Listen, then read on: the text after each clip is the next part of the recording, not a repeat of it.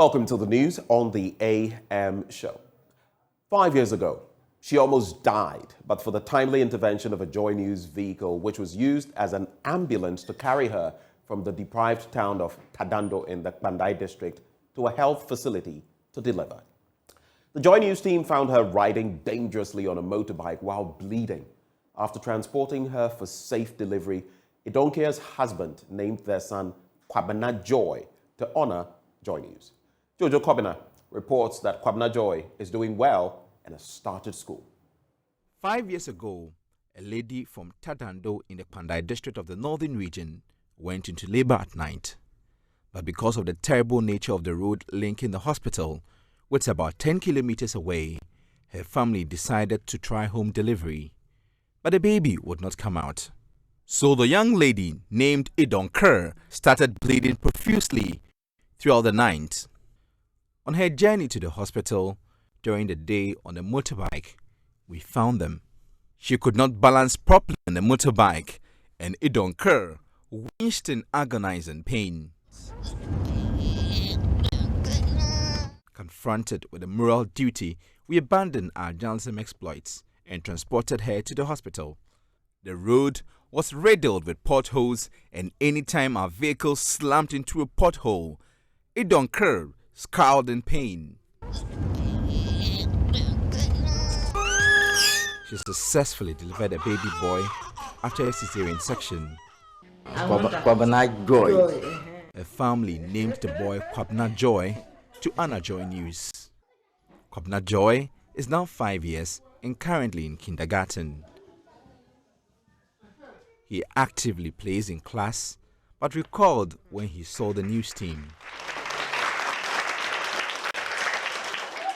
The boy's father, named Jagri, was excited and said he never dreamt would visit him again. Oh, I am happy. Very happy. I was really in trouble and in hot waters when I was sending my wife to deliver 5 years ago. But when I saw your team with a vehicle, I told myself that I have met my God who is here to rescue me. I named my boy Joy, and indeed my boy has brought me indescribable joy. Idonker now has a daughter. She said without Joy News, she may have lost her child and even died. This is the boy and the girl. By God's grace, I'll add more. It wasn't easy 5 years ago. I was not conscious of what was happening around me. I was in pain. I don't know what would have happened if you guys had not come to our rescue. I am very grateful. The single story of Kwabena Joy has brought multiple impacts to the Pandai district. The Evangelical Church of Ghana Hospital, where Idonker delivered, and now has an anesthetic machine. The machine was donated after Joy News highlighted what Idonker went through to deliver through cesarean section without using an anesthetic machine. Idonker is grateful to government for constructing roads in the town, but also wants other arterial roads such as the Pandai Salaga Road constructed. We want government to construct more roads, and also we want a health center close to our community so we can easily commute. This is indeed the power of a single story. Jojo Kobina, Joy News. Now, work has begun on a 28-kilometer water distribution line to provide water for residents of Tumu and its environs. The water system constructed decades ago no longer produces sufficient water for these residents who have had to rely on water from unhygienic sources. Upper West Regional Correspondent Rafiq Salam now reports. The only time an attempt to expand the Tumu water supply system was some 5 years ago. The Tumu water supply system was first constructed over 60 years ago to cater for less than 3,000 residents. Despite the continuous increase in the population of residents, coupled with the sprawling nature of the town over the years, there have not been any significant expansion. The Tumu township has therefore outgrown the current water supply system, according to Deputy Minister for Sanitation and Water Resources, Amiduchine Isaku. The transmission lines is just 7.33 kilometers. And so most households are not having access to the transmission lines. And the few that even have access to the transmission lines, the water production capacity is quite low. And so in a week, some get 2 times in a week, some get 3 times in a week. And some even get water at very odd hours. Your side can get water, they can start giving you water at 1 a.m., 3 a.m., and it makes it difficult for them to wake up at that time to get water. The situation has forced some well-to-do members of the community to drill and mechanize boreholes to sell to the public. Others who could not afford it has to go back to their old unyielding wells around the Tumu Dam for water. The quality of water here cannot be guaranteed as they sometimes compete with animals for water at the dam. Now we are going to do a transmission line of about 28.33 kilometers. So from 7.33 to 28 point something is quite high, and so every household will be captured, every institution will be captured. We are going to develop new fire hydrants. Currently, the service take water from ordinary pumps, and it is quite difficult from the dam. But with the fire hydrants strategically located in the municipality capital, enough water can be obtained by the fire service to do their work and all that. Amidu Chine Isaku, who also doubles as a Sisala East Member of Parliament, speaking at a groundbreaking ceremony for the over 18 million Ghana cedis project, entreated members of the community to cooperate with the contractors to finish the project on time. It's supposed to start immediately, and it's supposed to be completed in 1.5 years. And I have every confidence that it will be done. All what we need is the cooperation of the community, because some of the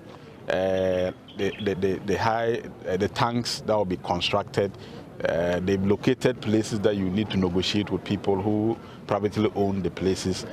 Some of both the production lines and then the transmission lines will go through some facilities that you need to negotiate. So with the cooperation of the community for negotiation to settle these kinds of disagreements that are likely to come up, we should be able to finish within the time frame of 1.5 years. The project, upon completion, will have 28 kilometers of distribution lines, 14 kilometers of transmission lines, and cater for 20,000 residents for the next 30 years. Managing Director of POMTEC, Osman Shahnoon Kulendi, is one of 2 contractors tasked to execute the project. Our component of the project is about 8.1 million Ghana cedis, as I mentioned earlier. And the key features are developing the water sources with solar pumps, delivering the water through transmission line, which is 14 kilometers to the town. Now, in our next story, authorities at the University of Health and Allied Sciences are asking for financial support from government to expand its basic school. Vice-Chancellor Professor Lydia Aziato indicates the expansion will enable the school to meet admission requests and deliver a technologically driven curriculum to the pupils. Here's Fred Kwame-Asari's report. The University of Health and Allied Sciences Basic School was established in 2021 to serve as an educational facility for children of the staff of the university. However, due to the quality of teaching delivered, there was a mad rush by residents for admission. We expect to expand our infrastructure because the applications for admission so high, so overwhelming that we need to expand our infrastructure. We hope that by the next 5 years would have been 3 streams.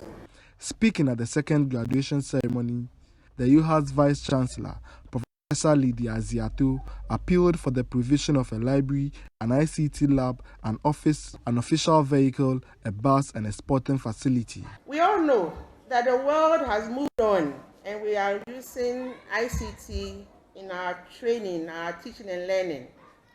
If we want a better tomorrow for our children, I dare say that each classroom here should have devices for technology-driven teaching and learning for our students. The Volta Regional Minister, Dr. Archibald Lecha, promised to lobby the relevant institutions towards expanding the school. And I've listened to the Vice Chancellor make some requests. As I travel to Accra today, I'll try and see if I can arrange some library books for the school. And then we see how to get on with the others. So if we receive a special request from the school, a written request from the school, we promise to act on them. The acting Volta Regional Director, Dr. Sena Nukwesi Jokoto, gave the pupils some guidelines to become people of substance in the future. Some of the instructions from your parents may seem very unpleasant today. They will ask you to put off your TV and put your tablets away or put your footballs away and go and learn. You may not be happy, but just know that it's for a good reason. Now, the New Patriotic Party in the Savelugu constituency of the Northern region has debunked claims by the opposition National Democratic Congress that the newly constructed Savelugu rice processing factory is non-functional. The NDC, at a news conference 3 weeks ago, among other things, accused the NPP government of peddling falsehoods over the functionality and employment status of the Savelugu rice factory. But the NPP has fought the claims, explaining why the factory isn't running. Martina Bugri now reports. Addressing a press conference in Savelugu, the constituency communications officer of the New Patriotic Party, Abubakar Abdul Ghaffar, explained why the factory has no electricity. That the factory has no power and is therefore dysfunctional. Our response is this. Conveniently, the NDC refused to acknowledge the fact that power to the rice plant is near completion. I repeat, they conveniently refuse to acknowledge the fact that the lies to the factory is near completion. Power to the plant was previously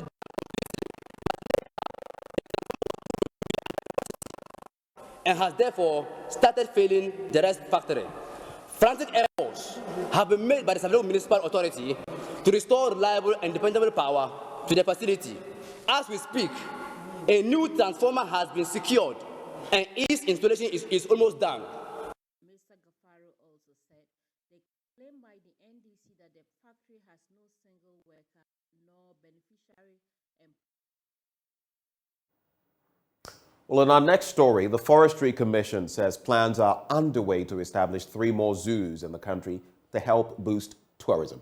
The 3 zoos, according to the Commission, will be established in Tamale, Koforidua, and Takrady. Here's another report put together by Martina Bugri.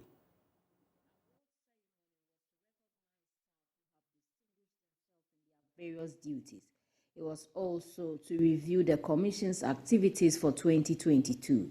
Speaking at the event, the Chief Executive Officer of the Forestry Commission, John Aluti, said the Koforidua and Tamale zoo sites have been identified and the necessary design being worked on. We plan to establish 3 more zoos, one in Koforidua, another one in Tamale here, and then Takrady. The Koforidua site has been identified and it has been fenced. Whilst we are waiting for approval from the Environmental Protection Authority. The Tamale site has been identified, not too far from this place, and then the designs are being prepared. Once the designs are ready, we will do the necessary consultations and then start putting in the practical, the cases and then the infrastructure that is required to have the zoo up and running. In Takrady, we have a bit of problem in terms of the release of the land. The CEO said the Commission spent 69% of its total budget of $384 million. Well, it is 6 days to Christmas, and the beautiful lights on the principal streets of Accra are back. Hashtag Light Up the City has become an integral part of the Yuletide as the principal streets of Accra and some major landmarks are decorated with beautiful lights. Chief Executive of Jandel Limited, Afi Amoro, who is in charge of the decorations, urged people not to allow the worsening global economic conditions to ruin their Christmas celebrations. Maxwell Agbagba has more in this report.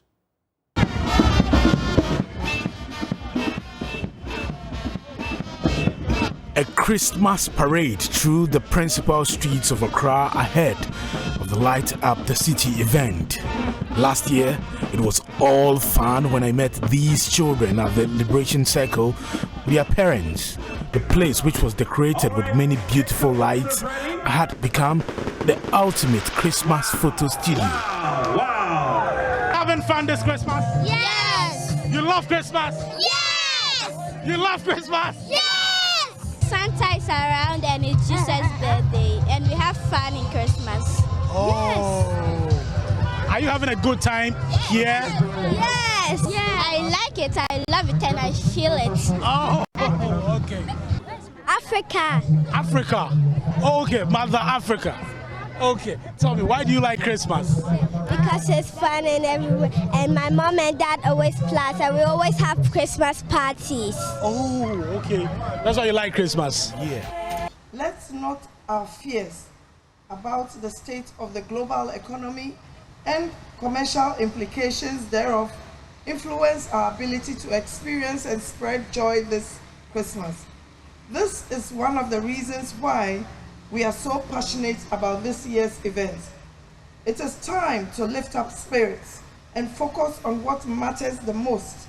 That is, loving our families and friends and giving to others who have none. Mother Teresa of blessed memory once said that it is not how much we give, but how much love we put into giving. This season is about showing love, caring for each other, and being there for one another. That is the sparkle of Christmas. The best part of this season cannot be bought. It must be felt in the heart. Wow. Greater Accra Regional Minister Henry Corte says the beautification of the city with the lights will help us make great memories. Wow.